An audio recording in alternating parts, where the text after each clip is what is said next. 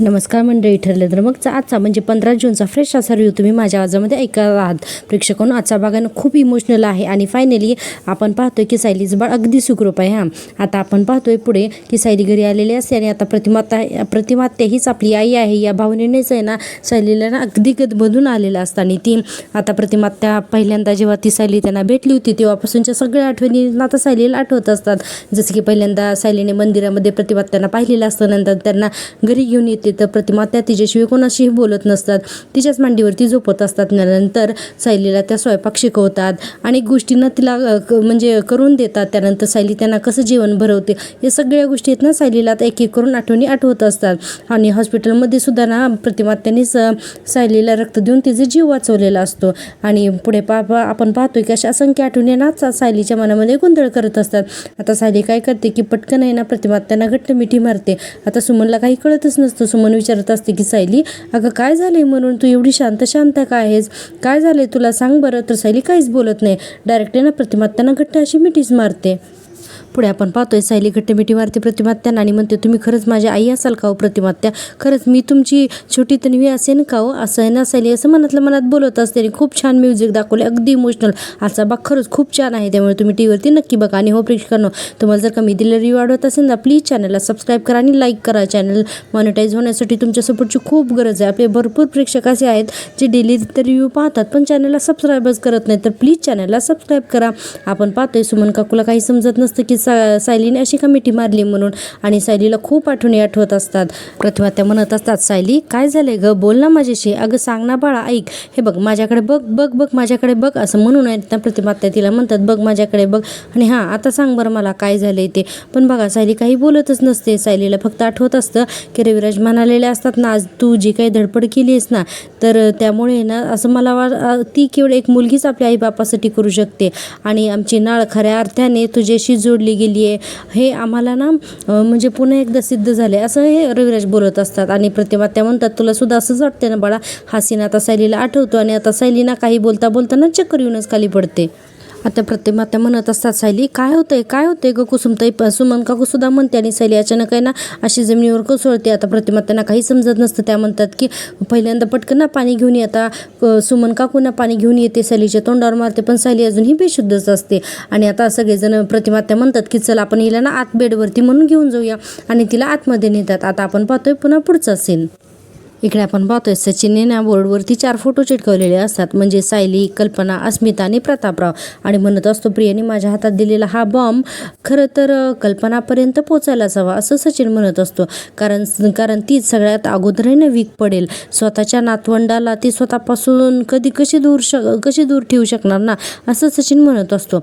आपण पाहतोय पुढे आता एक एक फोटो सचिन तिच्याकडे बघतो आणि म्हणतो, ही पण कल्पना तर मला ना तिच्यासमोर उभं सुद्धा करणार नाही, मग काय करायचं, मग हा बॉम्ब मी फोडू कुठे असा सचिन विचारच करत असतो. आता काय करतो की तो पुन्हा सायलीच्या जो फोटो आहे ना तर त्याला क्रॉस करतो आणि म्हणतो सायलीला हे सगळं सांगू देत का म्हणून. आणि म्हणतो की त्या सायलीला पण कळून ना काही उपयोग नाही आहे. आणि म्हणतो की ती त्या अश्विन आणि अर्जुन सारखीच आहे, ही न्यूज स्वतःच्या फॅमिलीपासून लपवतच राहणार, सायलीसुद्धा तसलीच आहे. आणि म्हणतो की ती ना त्यांना कळूच देणार नाही. पुढे येतो अस्मिताच्या फोटोचा नंबर. आता सचिन म्हणतो की शेवटी उरली X Mrs Dikshit, my dear Asmita असं म्हणून तिचा आता तो फोटो हातामध्ये घेतो आणि बघा आणि त्या फोटोशी बोलत असतो आणि म्हणत असतो की माय डिअर अस्मिता, तू सगळ्यात सॉफ्ट टार्गेट आहेस, कारण प्रियाच्या प्रेग्नन्सीची बातमी सगळ्यात समोर आली ना आणि जर का तुला समजलं ना प्रिया प्रेग्नंट आहे म्हणून तर ही बातमी तुझ्या पोटामध्ये राहणारच नाही. आतापर्यंत काय तुझ्या पोटात राहिले की हे राहील, तू स्वतः तुझ्या घरच्यांच्या समोर हा बॉम्ब फोडशील असं सचिन म्हणतो. आणि बघा पुन्हा अस्मिताच्या फोटोकडे बघून खूप हसत असतो आणि म्हणतो, आणि मग तुझ्याही नकळत तू आमचं काम करून टाकशील. पण खूपच आहे ना विचित्र पद्धतीने हा सचिन हसायला लागतो. इकडे आता सायलीला बेडवरती झोपवलेले असतं, डॉक्टर आलेले असतात, अर्जुन अश्विन सगळे आलेले असतात. कल्पनाताई म्हणतात, तुझा फोन आला की मी सगळी हातातली कामं अशीच टाकून निघाले ग, आम्हाला वाटलं की आम्ही घरी पोहोचेपर्यंत सायली शुद्धीवर आली असेल म्हणून. कल्पनाताई आणि प्रतिमात्या दोघेही रडत असतात. प्रतिमात्या म्हणतात, बघ ना ग अचानक काय झालं नाही मला तर कळतच नाहीये. अशी आता अर्जुन पण रडत असतो. डॉक्टर मॅडम म्हणतात, हे बघा मग अशी त्यांना चक्कर आली होती तेव्हा नेमकं काय झालं होतं. आता सुमन काकू म्हणते, सायली घरी आली ना तेव्हा ना ती खूप अस्वस्थ होते आणि आता त्यावेळेस ना काय घडलं ते सगळं सुमन काकू सांगते अर्जुनला. हे सगळं ऐकून हायपर होत असतो. अश्विनला पण कळत नाही की अरे नक्की सायलीला झालं काय म्हणून. आता आपण पाहतो की अर्जुन म्हणतो की पण सायली इतकी इमोशनल का झाली होती. प्रतिमा त्या म्हणतात मला नाही रे माहिती, ती काही बोललीच नाही. अर्जुन म्हणतो की डॉक्टर सायली तर ठीक आहे ना, आमचं बाळ तर ठीक आहे ना. असं अर्जुन ना खूपच हायपर होऊन बोलायला लागतो. काल आपल्याला सस्पेन्स दाखवला होता पण आज तसं काही नाही आहे. सायलीचं बाळ अगदी सुखरूप आहे. अर्जुन म्हणत असतो आपण एक काम करू, आपण आहे ना हिला ॲडमिट करूयात. डॉक्टर मॅडम म्हणतात अहो याची काहीच गरज नाही आहे, बाळ आणि आई अगदी दोघेही सुखरूप आहेत म्हणून. अर्जुनला ना तेव्हा कुठे बरं वाटतं. आता अश्विन म्हणतो की बरं डॉक्टर प्रेग्नन्सीशी रिलेटेड काही प्रॉब्लेम नाही आहे ना. डॉक्टर म्हणतात की नाही, सायलीला ना कदाचित मानसिक ताण घेतलेला असेल पण काळजी करण्यासारखं काहीही कारण नाही आहे. आता असं ऐकल्यानंतर कल्पनाताई म्हणतात हो पण सायली शुद्धीवर काही येत नाही आहे. डॉक्टर मॅडम म्हणतात हे बघा थोडा वेळ लागेल, कदाचित उद्या सकाळपर्यंत त्या शुद्धीवर येतील. सगळ्यांना आश्चर्य वाटतं. अर्जुन तर म्हणतो उद्या सकाळपर्यंत. अहो डॉक्टर तिला किंवा आमच्या बाळाला काही झालं तर आणि काही होणार नाही ना हो. अर्जुन खूपच आता काळजीने बोलायला लागतो. अश्विन त्याला सावरतो आणि म्हणतो दादा तू शांत हो, हे बघ पॅनिक होऊ नकोस. हे बघ असं समज की उलट उद्या सकाळपर्यंत ना वहिनीला चांगला आराम मिळेल म्हणून. अश्विन त्याला खूप छान समजावतो आणि म्हणतो कधी कधी शरीर आपल्या हक्काचा चारा आहे ना मागून घेतो असं अश्विन सांगतो. डॉक्टर मॅडम म्हणतात की खरं आहे, मी तुम्हाला ना काही औषधं लिहून देते, ती शुद्धीवर आली ना की तिला द्या हां. असं म्हणून डॉक्टर काही औषधं लिहून देतात आणि कल्पनाताईंना म्हणतात काळजी करू नका, सगळं व्यवस्थित आहे. अश्विन म्हणतो मी डॉक्टरांना सोडून येतो हां बाहेर म्हणून. डॉक्टरांची बॅग वगैरे घेऊन अश्विन आता बाहेर निघून जातो. आता अश्विन बाहेर गेला की कल्पनाताई सुद्धा ना रडतच बाहेर जातात. त्यांनाही खूप वाईट वाटत असतं आणि आपण पाहतोय की रूममध्ये फक्त आता अर्जुन आणि सायली हे दोघेच असतात.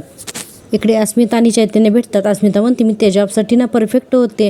अरे आणि पण त्या माणसाने ना मला स्पष्टच सांगितलं जर का माझ्या बाळाची जबाबदारी माझ्यावरती नसती तर तुम्हाला जॉब मिळाला असता. अस्मिताला ना आता खूप वाईट वाटतं आणि अस्मिता म्हणते अरे याला काय अर्थ आहे. चैतन्य म्हणतो आय नो याला काहीच अर्थ नाही आहे अस्मिताई.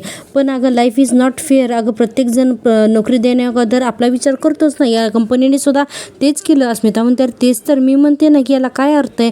आता स्मितला सांभाळायचं म्हणून मला माझ्या पायावर उभं राहण्याची गरज आहे की नाही.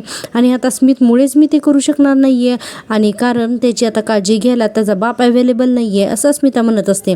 आणि पुढे म्हणते आणि तो वाऱ्यावर आहे ना उधळल्यासारखा वागतोय आणि त्याची शिक्षा मी आणि माझ्या बाळाने भोगायची का. चैतन्य म्हणतो अस्मिताई मला कळतंय जॉबच्या बाबतीत जे काही झालं त्यामुळे तो हायपर आहेच पण ना प्लीज थोडी शांत हो. चिडचिड करून काय होणार आहे आता.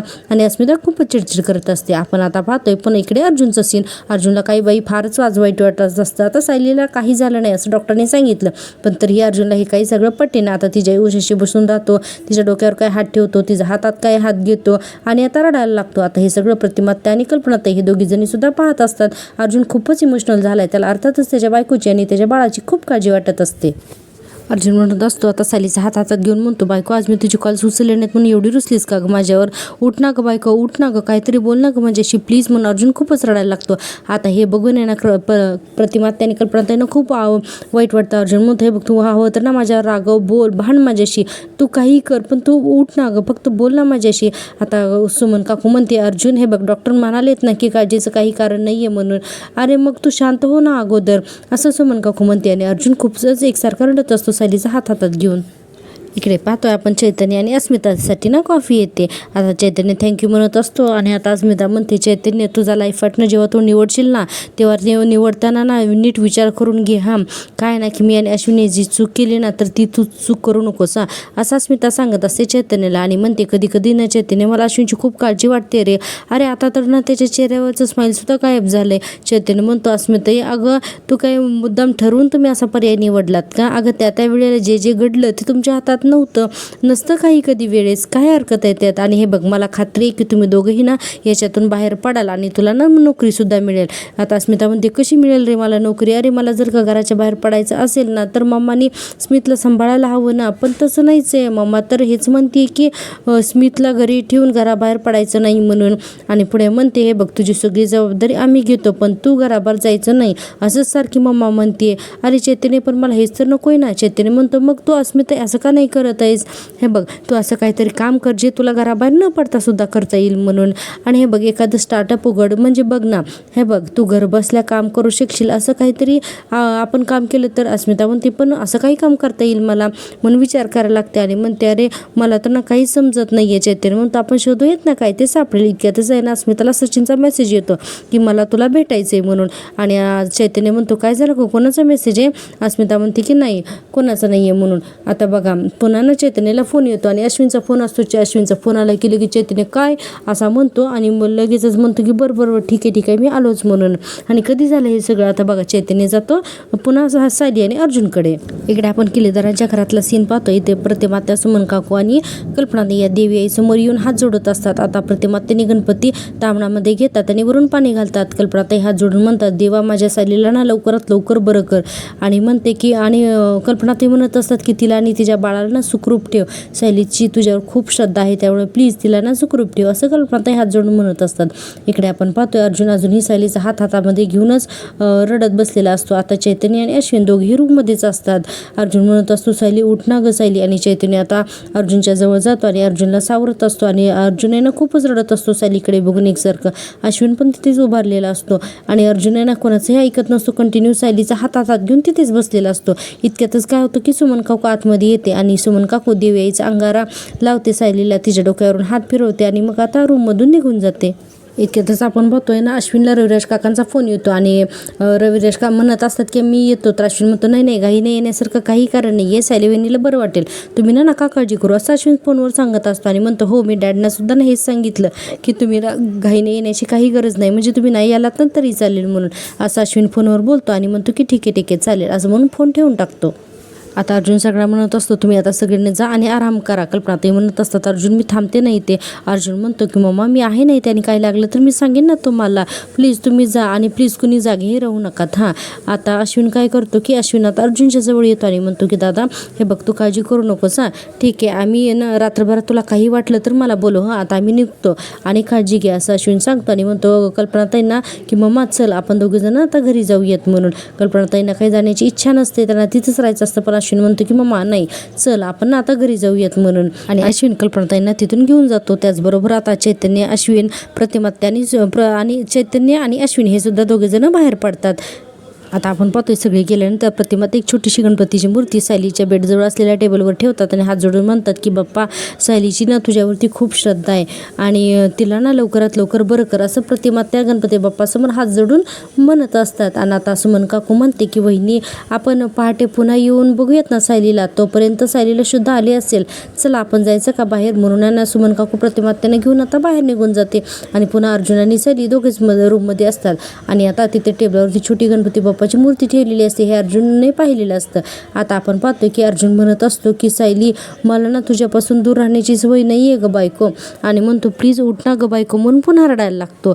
अर्जुन आज खूपच इमोशनल झालेला असतो आणि म्हणत असतो की मला ना बोलायचं आहे तुझ्याशी, तुझं हसणं मला बघायचं आहे, तुझं रागावणं हवं आहे ग मला, प्लीज ग बायको उठ ना ग सायली असं ना पुन्हा तो म्हणत असतो. आणि आता काय होतं इथे ना पाठीमागे एक छान असं त्यांनी असं एक सॅड सॉन्ग म्हणजे इमोशनल सॉन्ग असं टाकलेलं आहे. आणि आता अर्जुन म्हणत असतो बायको प्लीज उठ ना ग म्हणून, अगं बोल ना ग माझ्याशी. आणि अर्जुनला आत्तापर्यंतच्या त्याच्या आणि सायलीच्या खूप आठवणी आठवत असतात. अर्जुन म्हणत असतो प्लीज बायको शुद्धवर ये ना ग, मला बोलायचं आहे तुझ्याशी. आणि आता अर्जुन काय करतो त्या गणपती बाप्पाच्या मूर्तीजवळ जातो आणि त्या गणपती बाप्पाच्या मूर्तीला ना खूप काही बोलत असतो. अर्थातच अनेक डायलॉग म्हणजे त्यांनी आपल्याला काही डायलॉग ऐकवलेले नाही आहेत, फक्त अर्जुन आहे ना गणपती बाप्पाच्या मूर्तीसमोर बसून आहे ना गणपती बाप्पाशी बोलतो सायलीकडे हात करून आणि आहे ना गणपती बाप्पासमोर हात सुद्धा जोडतो आणि खूप रडत असतो. आणि अर्जुनचं प्रेम यातून आहे ना आपल्याला व्यक्त होते. खरंच अर्जुनचं किती सायलीवरती प्रेम असताना तो तिच्यासाठी ना अगदी काही करायला तयार असतो, अगदी न तो गणपती बाप्पाच्या मूर्तीशी सुद्धा भांडतो. आणि नंतर नाही ना अर्जुन सायलीजवळ येऊन बसतो. आता बघा पुढे त्यांनी एक सीन दाखवलेला आहे. अर्थातच हे 100% स्वप्न असणार. बघा पण सायली आता उठून बसते. आता सगळे सुभेदार किल्लेदार फॅमिली समोर असते. कल्पनाताई म्हणतात सायली तुला आता कसं वाटतंय. आता सुमन काकू म्हणते सायली तुला काय झालं होतं, इतक्या स्वस्त का झाली होतीस तू. आता रविराज आणि प्रतिमा त्या सुद्धा तिथे असतात. सायली आता उठता क्षणी म्हणते मला ना आता तुम्हाला सगळ्यांना एक महत्त्वाची गोष्ट सांगायची, ज्याने फक्त माझंच नाही तर तुम्हाला सगळ्यांचं आयुष्य सुद्धा बदलून जाईल. आता सगळ्यांना काही कळत नसतं सायलीला काय सांगायचं. अस्मिता म्हणते असं काय सांगायचं आहे तुला. तर सायली म्हणते तुम्ही सगळी इतक्या वर्ष ज्यात तन्वीची वाट बघताय ना ती दुसरी तिसरी कुणी नसून मी आहे खरी तन्वी म्हणून. बापरे असं सायलीने सांगितलंय. आता रविराज आणि प्रतिमा त्या सगळेजण ना सायलीकडे नुसते बघतच बसतात. आणि अर्जुन तर म्हणत असते की व्हॉट, अगं हे कसं पॉसिबल आहे म्हणून. सायली म्हणते अहो मला पण हेच आधी वाटलं होतं, पण मी ना मधुभाऊंशी बोलले आणि त्यांनीच मला सांगितलं, असं सायली सांगायला लागते. अर्थातच ती आठवून पण सांगते, पुन्हा आजींची लाडकी ना सगळ्यांची लाडकी तन्वी मीच आहे ना मधुभाऊ. आणि त्यावेळेस आहे ना मधुबाईंनी डोळ्याच्या पापण्या सुद्धा हलवून दाखवल्या, असं सगळं सायली ना सगळ्यांना सांगायला लागते. पण बघा सायलीवरती कुणी विश्वासच ठेवत नाही. सगळेजण नुसते सायलीकडे बघतच बसतात. सायली म्हणते की तुम्ही सगळेजण काय विचार करताय, अहो मीच तन्वी आहे म्हणून. आणि कोणालाच हे वाक्य ना पटतच नसतं. रविराज तर म्हणतात बास तन्वी आहे, बास म्हणतात. सायली अगं तुला आमच्या भावनांशी खेळताना काहीच कसं काय वाटत नाहीये. आणि प्रतिमा त्या तर म्हणतात हे बघ तन्वीच्या बाबतीत ही अशी मस्करी करू नकोस सायली, तुझ्याकडून तर आमची नाही अपेक्षाच नाहीये, असं प्रतिमा त्या पण म्हणायला लागतात. आणि सायलीला खूप टेन्शन येतं की बापरे हे कोणीच तिच्यावर विश्वास ठेवत नाहीयेत. आणि नाही ठरलं तर मग आजचा ह्या भागाने इथेच संपवलेलं दाखवलंय. मला वाटतं ना की हे 100% स्वप्नच असणार. पण बघा उद्याच्या भागात आपण आता हे पाहतो की सायली शुद्धीवर येते आणि आता डायरेक्ट मंदिरात जाते. एकसारखी घंटा वाजवत असते देवाच्या समोर. तिला पुन्हा चक्कर यायला येते. तर त्यावेळेस अर्जुन तिला सावरतो आणि म्हणतो की हो खरी मीच तन्वी आहे म्हणून. अर्जुन म्हणतो हे काय बोलतेस तू. तर सायली म्हणते अहो मी ना जेव्हापासून तन्वी असल्याचं नाटक सुरू केलंय ना तेव्हापासून आहे ना मला आतून काहीतरी वेगळं वाटायला लागलेलं आहे. म्हणजे तन्वीचा आवाज मला माझ्यासारखा वाटतोय, तन्वीचं आवडतं गाणं, तिने काढलेलं चित्र सगळं काही माझ्यासारखंच आहे. आणि अर्जुन म्हणतो याचा अर्थ एकच आहे की तूच तन्वी आहे म्हणून. आणि आपल्याला देवी आईचा फोटो दाखवलेला आहे आणि छोटे अर्जुन सायली एकत्र आलेत हे सुद्धा दाखवलेलं आहे. आणि आता मोठे अर्जुन सायली एकत्र आलेत हे पण दाखवलेलं आहे. आता या 2 सीनमधलं नेमकं स्वप्न कोणतं असेल आणि नेमकं सत्य कोणता सीन असेल हे आपण आता उद्याच्या भागात पाहणार आहोत. तर तुम्हाला जर का मी दिलेला रिव्ह्यू आवडत असेल ना तर प्लीज प्रेक्षकांनो माझ्या चॅनलला सबस्क्राईब करा. भेटूया उद्याच्या भागात. तोपर्यंत टेक केअर, बाय. आणि हो व्हिडिओला लाईक नक्की करा.